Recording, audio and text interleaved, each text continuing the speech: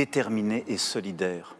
Nous l'avons aussi été face aux épreuves et aux drames de 2024. Les catastrophes climatiques, la crise que traversent encore aujourd'hui nos agriculteurs, que nous continuerons de protéger et de soutenir, les tensions dans plusieurs de nos territoires et le ralentissement économique mondial. Ensemble, nous sommes aujourd'hui aux côtés des habitants de Mayotte, auxquels nous pensons avec émotion et fraternité. Et nous sommes et serons bien entendu aux côtés de l'ensemble de nos territoires d'outre-mer, depuis les Antilles jusqu'à la Nouvelle-Calédonie qui a tant souffert ces derniers mois. Nous sommes aussi confrontés à l'instabilité politique. Elle n'est pas propre à la France. Nous le voyons aussi chez nos amis allemands qui viennent de dissoudre leur assemblée. Mais cela nous inquiète légitimement. Je dois bien reconnaître ce soir que la dissolution a apporté pour le moment davantage de division à l'Assemblée que de solutions pour les Français.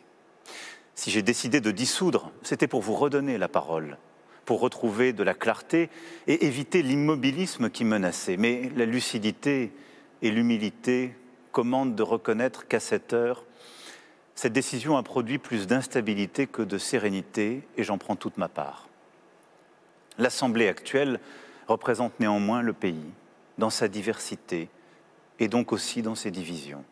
Elle est pleinement légitime et dans cette configuration inédite mais démocratique, elle doit savoir dégager des majorités, comme le font d'ailleurs les parlements des grandes démocraties, et notre gouvernement doit pouvoir tenir un chemin de compromis pour agir.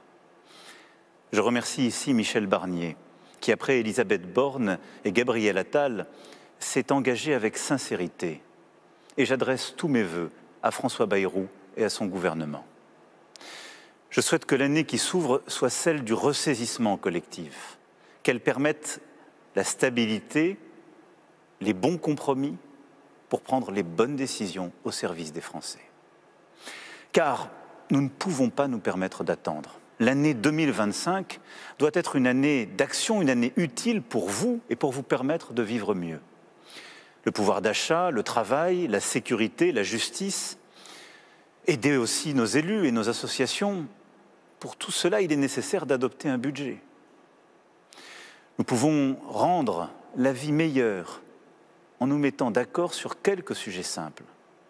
Faciliter la vie de tous ceux qui travaillent dur, améliorer la sécurité au quotidien, juger plus vite et permettre à chaque famille d'avoir accès à la meilleure instruction pour ses enfants, à la santé et aux services publics de base. À nous de le faire donc. L'année 2025 doit aussi être une année d'unité, de responsabilité, pour bâtir une France plus forte, plus indépendante face au dérèglement du monde. Les guerres en Ukraine et au Proche-Orient ne sont pas des conflits lointains. Elles nous concernent directement et menacent notre sécurité, notre unité, notre économie.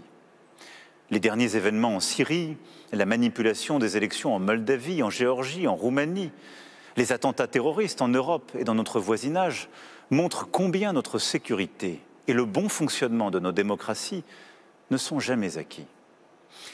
C'est pourquoi l'Europe ne peut plus déléguer à d'autres puissances sa sécurité et sa défense.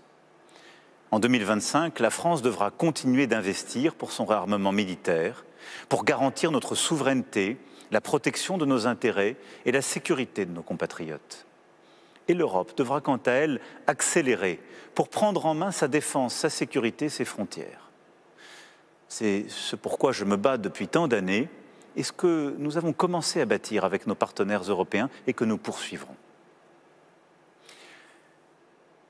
Nous devons lucidement voir que le monde avance plus vite et bouscule nombre de nos certitudes. Ce que nous tenions pour acquis ne l'est plus.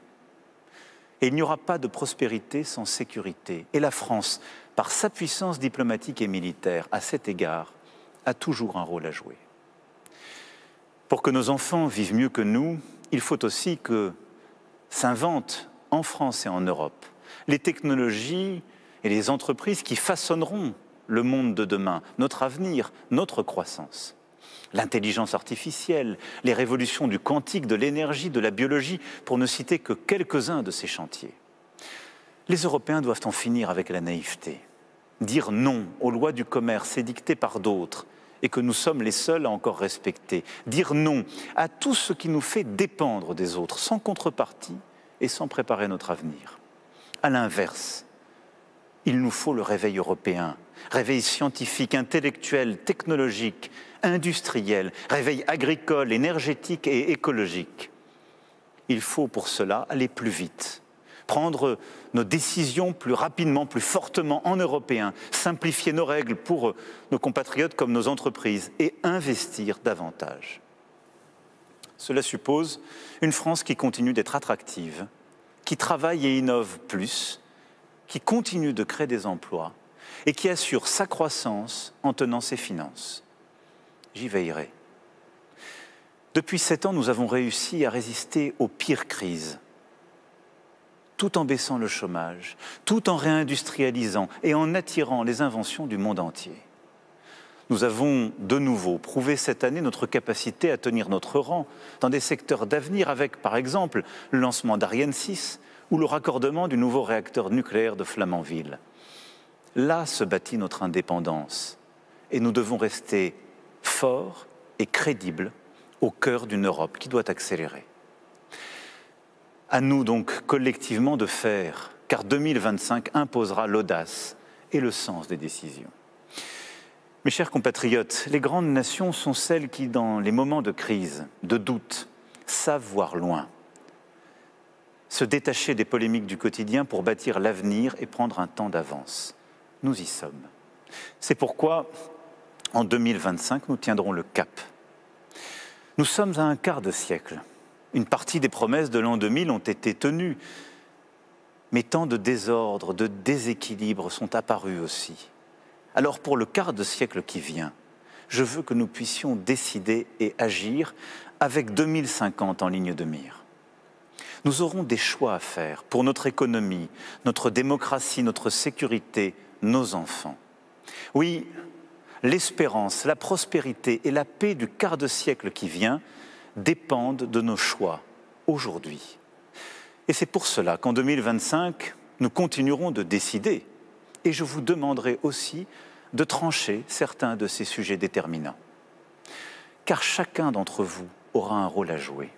Chacun d'entre vous sera nécessaire pour réussir ce projet que je viens rapidement de brosser devant vous. Oui, comme pour les grands chantiers qui ont fait notre histoire et encore l'année qui vient de s'écouler, chacun d'entre vous est nécessaire pour bâtir une nation et une république plus belle encore. C'est pour cela que je nous souhaite pour 2025 d'être unis, déterminés et fraternels. Très belle, très heureuse année 2025 à vous et à vos proches. Vive la République, vive la France.